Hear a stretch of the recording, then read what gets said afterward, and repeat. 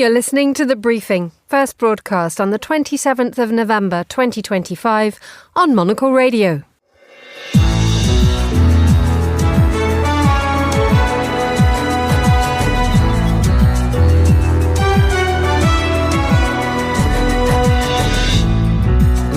Hello there and a very warm welcome to The Briefing, broadcasting to you live from Studio 1 here at Midori House in London.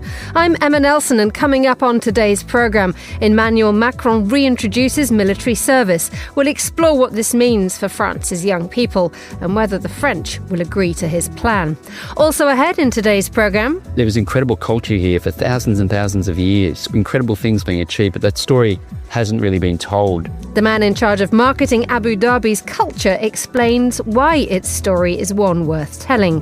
Plus, a bunch of Cambodian bangers awaits as Fernanda Augusta Pacheco is here with today's Global Countdown. This is a thriller. It is a thriller indeed, Emma. We'll find out what to dance on a dance floor in Phnom Penh. Can't wait. That's all coming up. Plus the business too on The Briefing with me, Emma Nelson.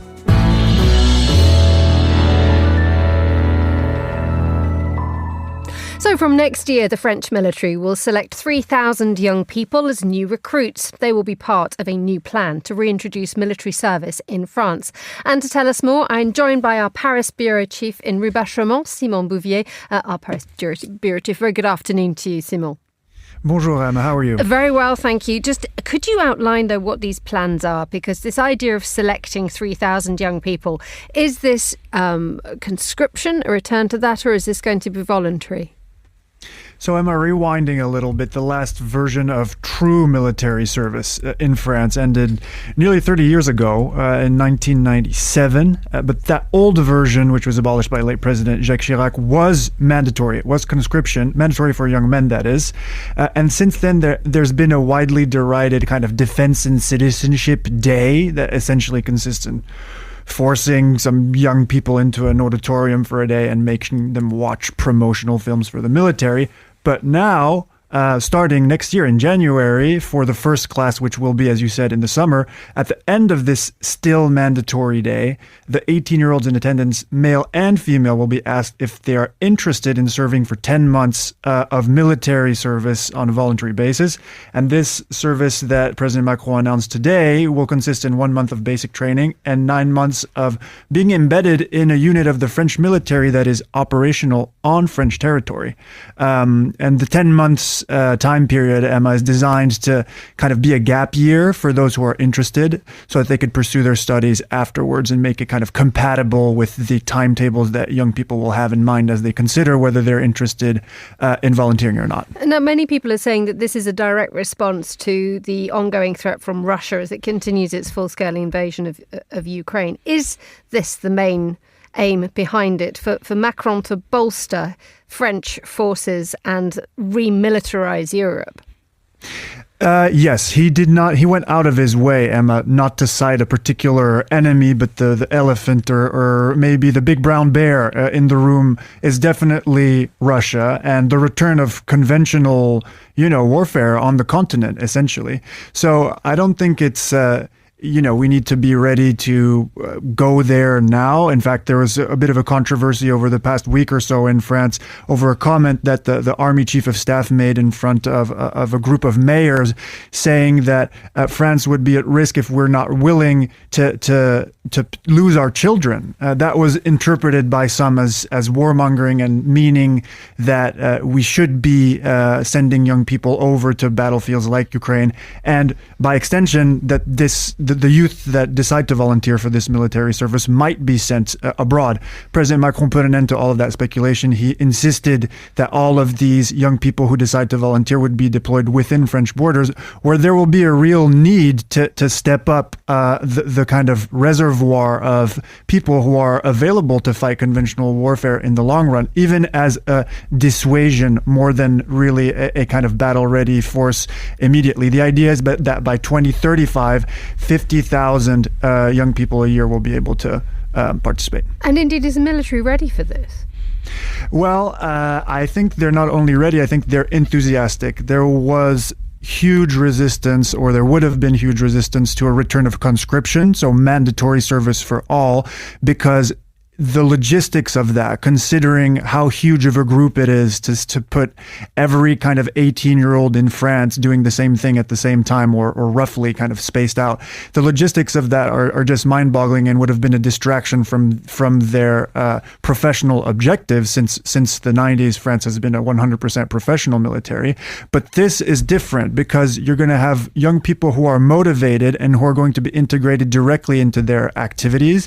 And I think this policy was designed in close coordination with Ballard, the headquarters of the French military, to make sure that the logistics are going to be manageable. So as you said, 3,000 youth the first year, then it's going to go up to 5,000, 10,000 by 2030. And then the idea, as I said, would be 50,000 by 2035. So the progressiveness of it is going to allow the military to adapt to this new world and train the appropriate staffing, really the appropriate staff to be there for all of these young people and make sure that they get something out of it and that they are useful to the nation. Just explain to us a little bit more about motivation in France here, because at the moment, Emmanuel Macron is an incredibly unpopular figure domestically. To have him appeal to the French sense of motivation that you described, or indeed, the idea of French pride is one thing, but when it comes from someone who no one likes anymore, how do you think this is going to go down with the French? Again, Emma, I think the key is that it is voluntary. There was a study published just today by our colleagues over at BFM that was conducted by the polling institute ELAB. It shows that 74% of 18 to 24-year-olds are in favor of the instauration of a voluntary military service. I think for them it's an opportunity to not just serve their nation in this kind of patriotic sense, but also get integrated into an environment that they don't necessarily know about, but that they might be curious about. And then they also say it's going to be paid. The rumor, it will be specified by the Prime Minister, but the kind of numbers that are swirling in the press are around 900 to 1,000 euros a month, which doesn't sound like much. The minimum wage, as a reminder here, is like about 1,700 euros. But if you're not spending a penny because the military is housing you, feeding you, et cetera, it actually turns out to be quite a handsome sum.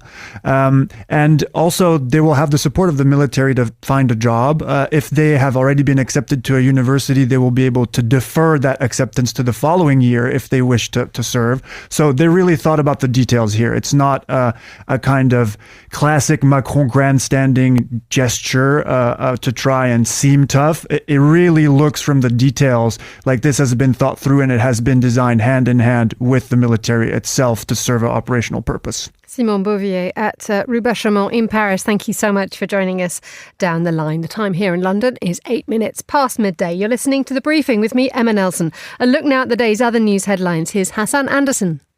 Thanks, Emma. At least 55 people have been killed in a massive fire in a high-rise public housing complex in Hong Kong. More than 800 firefighters are still tackling the blaze at Wang Fu Court, which is home to over 4,000 residents. The bamboo scaffolding erected for renovation work is thought to have spread the fire between the buildings.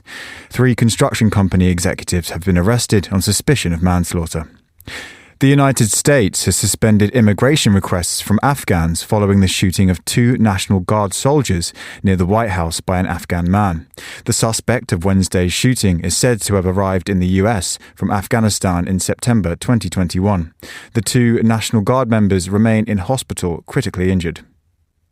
And Boeing will build Apache attack helicopters for Poland as part of a $4.7 billion contract. Poland's order of 96 aircraft represents the largest number of Apache aircraft ordered outside the United States in the program's history. Deliveries are expected to begin in 2028. Those are the day's headlines. Back to you, Emma. Thank you very much indeed, Hassan. Now let's get the latest business news. Ewan Potts is joining me on the line from Bloomberg. Good afternoon, Ewan. Hello, Emma. Figures coming out of Russia, its economy continuingly placed under the strain. Yeah, I remember being on the briefing maybe 18 months ago explaining just how Russia's economy was doing, well, pretty much fine despite the war and the best efforts of Western sanctions. Well, that is no longer the case. A Bloomberg story today about the increasing economic pain being felt across the country, from households cutting back on food spending to struggling steel, mining and energy companies. The cost of the war, now heading into its fourth year, is really starting to be felt. The fallout is hitting just at the same time as the US implies pressure to curb oil and gas revenues. Now, it's a real sharp contrast with a year ago. Gross domestic product was expanding on the back of military-linked investments, and there was almost a 20% surge in wages last year, boosting consumer demand, but also contributing to a nasty inflation problem. Now, last October, Russia's central bank was forced to hike interest rates to a record 21% in order to bring down that inflation and to slow the overheating economy. And that is just what has happened. Data showing that Russians are cutting back on their grocery shops, fashion retailers are closing down around the country, and a report that the electronics market is experiencing its sharpest drop in demand in 30 years as buyers postpone major purchases.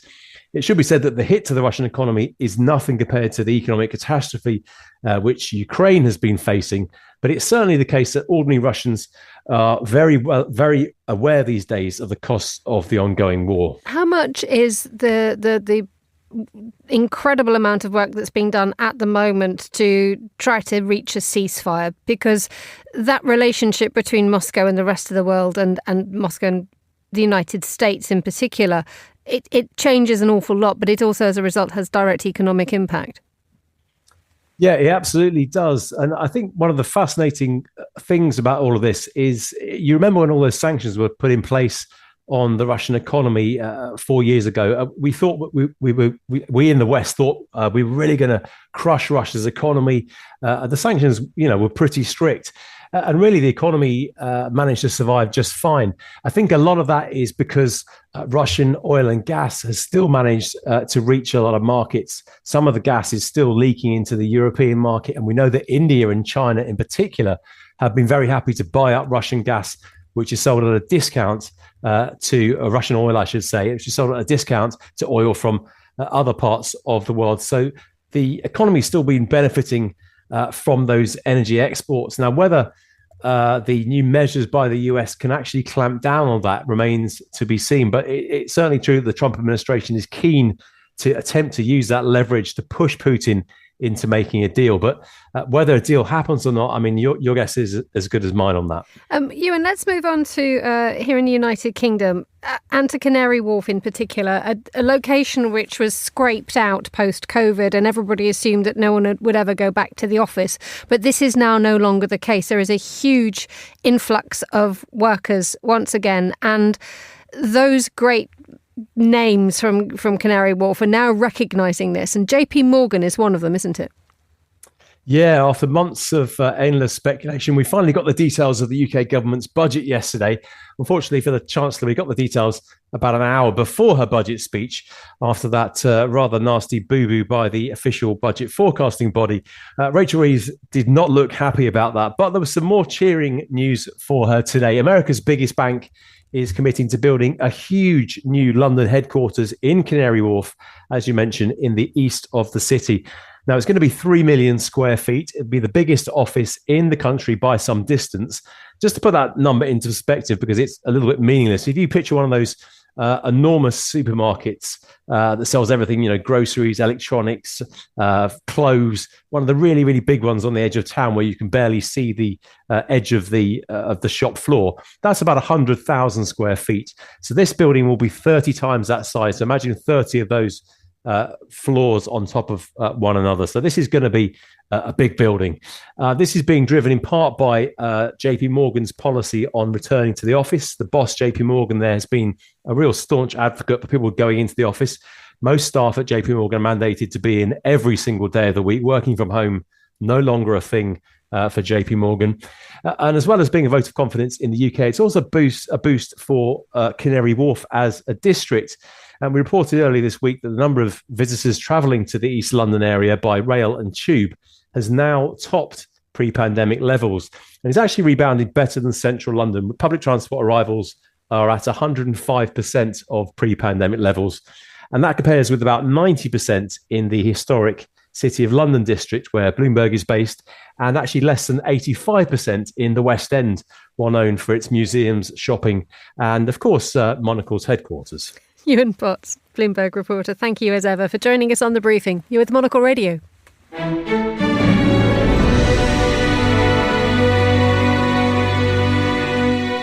Now let's revisit the Monocle Weekender in Abu Dhabi. It wrapped up on Sunday after 3 days spent exploring the fast-changing emirate and meeting the inspirational people shaping its future. Now, one of those was Steve Cox, the Executive Director of Marketing and Comms for Communications for the Department of Culture and Tourism in Abu Dhabi, whose former location was New South Wales in Australia. Well, Monocle's Tom Edwards sat down with Steve to find out more about his approach to telling the story of Abu Dhabi to a growing number of domestic and international tourists.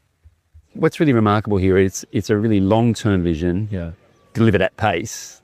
What sets it apart is the reasons for it.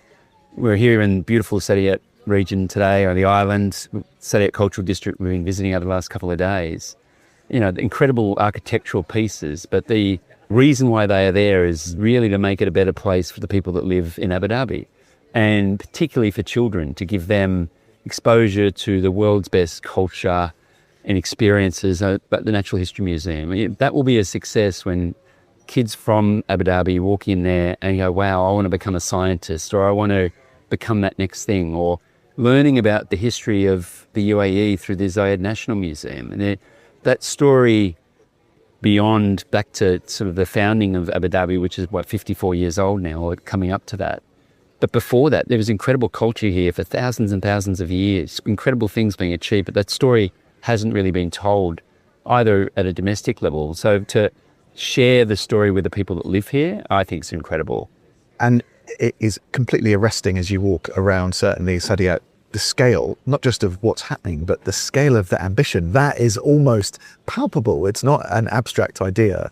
Now, that must be hugely exciting for someone that does what you do, but it must also be somewhat intimidating, because this is something which is kind of unprecedented, certainly as I see it on global terms. 100%. So is that ever, you're a confident man, Steve, We've established this, but is it a little bit scary to be like, look, I've got to try and craft the message, I've got to try and do this, and this is something that's unprecedented, so big pressure? Yeah, no, look, I mean, genuinely, it's just an incredible privilege. And I agree with you. There is no cultural destination in the world that is incomparable really to what's been created here. And with the opening of the Natural History Museum and Zayed National Museum, and of course the Guggenheim next year, and more to come. I mean, it's... How can there be more? Yeah, I know. It's an incredible thing to be a part of. And I must admit, every day, I only want to work in places where you wake up really wanting to make a difference. And every day you have this enormous opportunity to really make a difference for the people of Abu Dhabi, but also globally. I think the stories that are being told here and the focus on what binds humanity as opposed to separates it is in the values of Abu Dhabi. And it's lived and breathed every day. I've been here for like 5.5 months now, and that's ultimately what really stands out for me. Sure, there's incredible architecture and there's this incredible vision, but pulling all that together is a real desire for bringing humanity together. And Abrahamic Family House is here, which is the mosque and the synagogue and the church in the same location, is probably the most obvious example of that. But even the way the art is shown in the Louvre is about time periods, but it's not separated out. It's not like there's the Chinese art and there's the Middle Eastern art. It's here's a period of time, and look at these ceramic plates from the areas across that timeline and see how they're sharing this common thread of art being shared through the ages. And sure, you can see where the differences are, but it's about seeing where the similarities are as well. And for me, that's an incredible privilege. And we working here, there's high expectations, absolutely, incredibly high expectations. But equally, you get to work with some of the world's best people and incredibly passionate people who want to see this vision brought to life. You wear that expectation so lightly, Steve. But no, it's interesting what you say about the museums. They're all those old truisms, right? The things that bind us together are so much more numerous than those that divide us. Just on the kind of nuts and bolts a bit, because I think that's interesting for people who are listening in. Yeah. You've given us the big picture, the top down, the macro. Yeah. So how does that manifest itself? Because presumably some aspects of your approach, maybe you bring in certain value sets that maybe are a little bit different, potentially even a little bit disruptive or challenging. That's kind of also exciting, but a bit scary. Yeah. Talk to me a little bit about what's in the Steve Cox toolkit in day-to-day terms. So look, I guess in day-to-day terms for my role, I mean, I've had a bit of a a varied career. I mean, ran Australia's biggest book. A wry smile on his face. Yeah, I ran Australia's biggest book company for many years.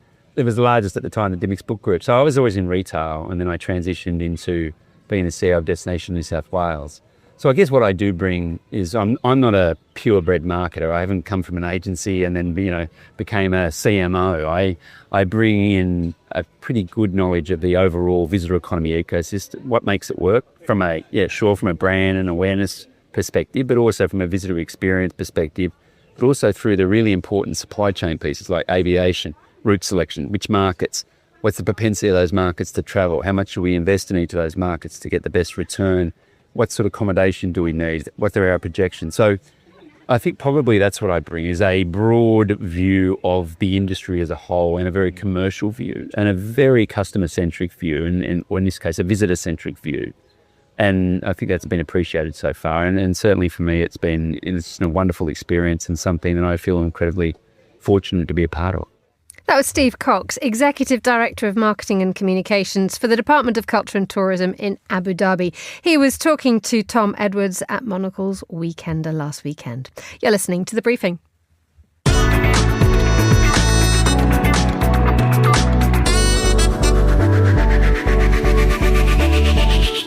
OK, we've loosened our spines. We're ready to move because it's Cambodian Bangers Day in the global countdown. Fernanda Augusta Pacheco, how bangy are our bangers? That's the problem. I mean, there are a lot of ballads, very sad ballads. But don't worry, there's some bangers here and there.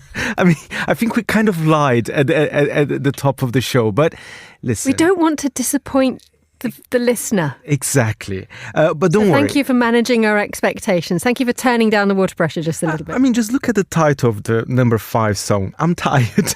It literally is the number 5 song is I'm Tired. I'm tired, and she must have her reasons. Let's have a listen to number 5. It's Pitch Solika with I'm Tired.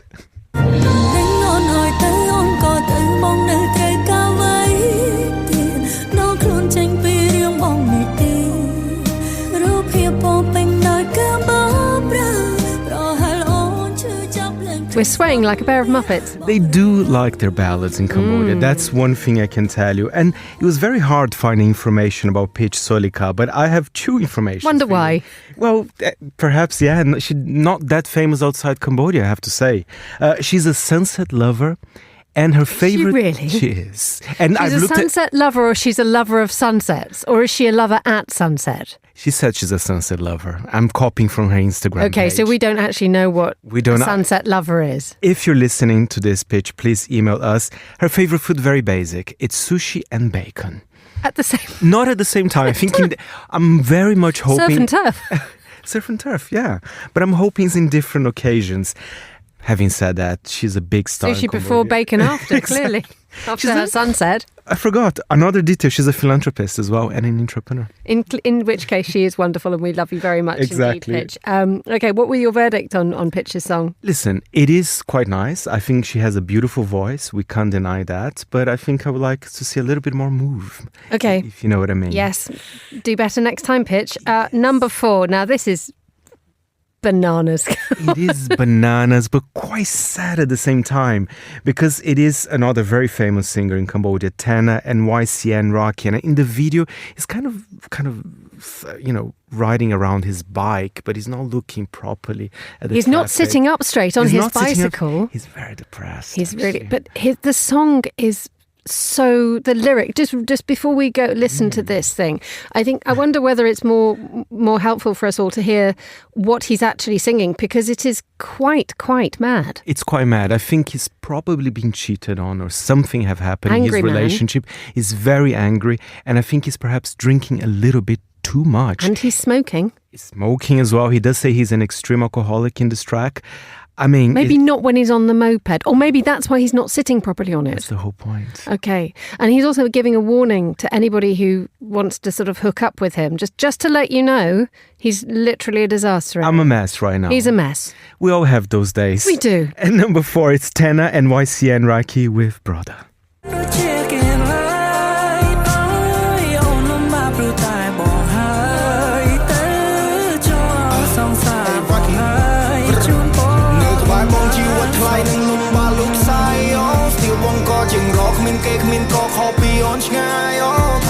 forget about the lyrics, I don't think that's bad. Well, this is what's so odd about it. It's got quite a soothing and comforting, I'm not going to say vibe on the radio. Oh dear, I just did.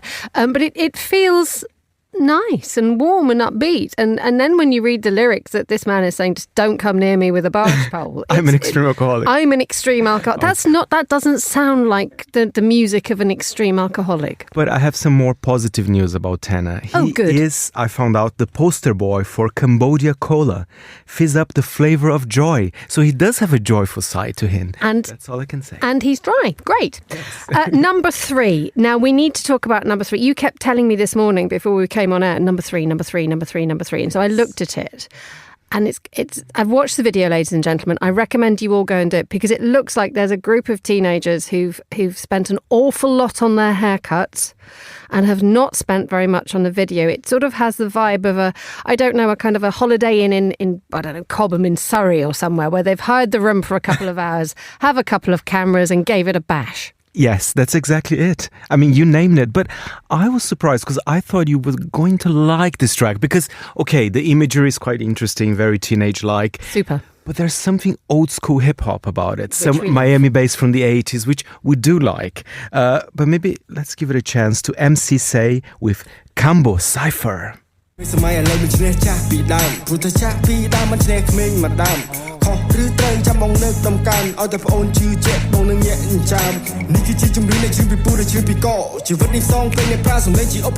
have just moved my cap to the back of my head.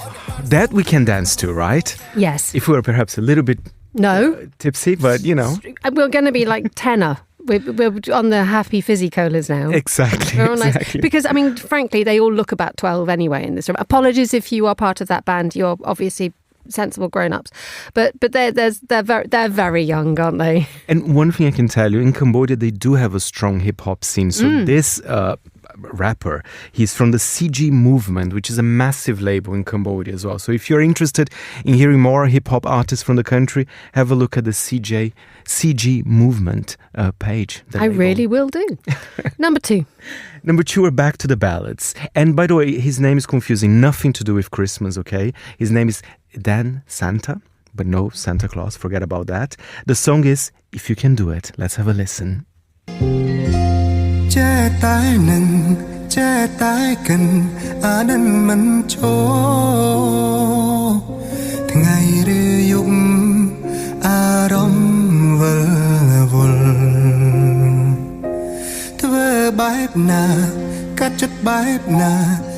Deep. Lovely. A bit of a tummy rub. I'll just give you a little taste of what he's saying. Waiting for you, even when there's no hope. Oh. And again, the videos are very depressing, actually. Really depressing. It's a rainy day and he's walking several scenic places. There's beautiful mountains, roads, and it's raining and very, very cloudy. It's a proper winterscape, which is funny because we do a little bit of preparation before we come on air. It must be said. And I watched the video and there is this very sad man in a T-shirt on a jetty by a lake and it's cold and it's wet and it's miserable. And I thought, what an awful place to film and find yourself. And yet when you hear it, again, it has a soothing quality to it. Very beautiful voices so far, I have to say. I think that's something that unites all those artists that will be playing. Maybe not MC Say, but let's see. Dan Santa, cheer up. It's okay. Right, finally, bit of a sad news. It's not Cambodia at number 1.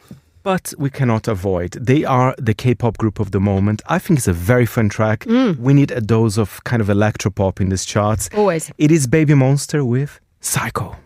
Baby, I'm on hashtag. Oh, you don't want no problems in that mood.